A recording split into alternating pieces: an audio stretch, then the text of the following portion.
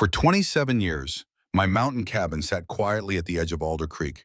Nestled between towering pines and tucked away in a patch of forest my grandfather once called untouchable. It was more than just a cabin. It was a place where I learned to fish, where my kids roasted marshmallows in the summer, and where the snow piled high on the porch each winter. Pure peace until the HOA decided they owned it. Now, to be clear, my property predated the development. When a large resort-style subdivision popped up down the hill about a decade ago, they formed a homeowners association to manage their paved roads, shared gym, and rental cabins.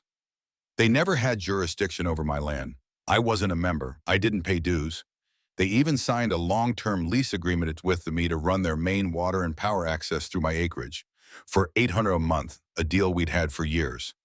So imagine my shock when I received an envelope, hand-delivered by a smug HOA representative, saying I had 1 hour to agree to list my cabin for sale in cooperation with the board's new real estate initiative. They claimed they had approved plans to convert the surrounding land into a luxury vacation expansion and that my cabin was standing in the way of community progress. 1 hour. It was a bluff, a bad one. I calmly told the rep to leave my land, then poured a fresh cup of coffee and reviewed my lease documents. That's when it hit me. The HOA's precious utilities, power conduits, and their water pipeline all ran across my northern property boundary. That lease, it expired next month. No auto renewal, just 30 days notice required for new terms. They wanted to strong-arm me out of my family home? Fine.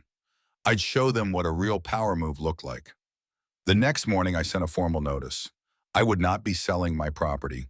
And effective immediately after the lease expiration, their utility access rent would increase from $800 a month to $2,500 a month, triple the rate, plus late fees for any missed payments.